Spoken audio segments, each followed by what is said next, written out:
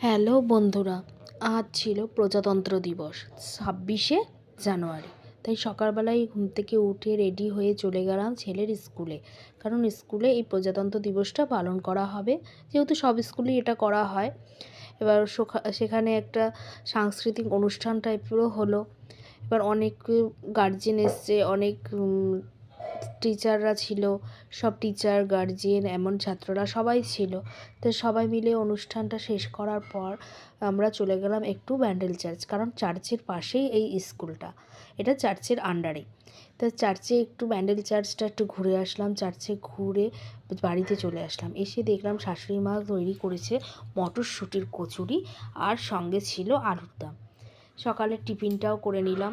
বাড়িতে এসে তারপরে আমি রান্না করলাম লাল লাল ঝাল ঝাল মাছের ঝোল, ভাত, মানকচু সেদ্ধ, এঁচুড়ের তরকারি, মাছের ঝোল, চাটনি, পাঁপড়। দেখা হচ্ছে নেক্সট ভিডিওতে। টাটা।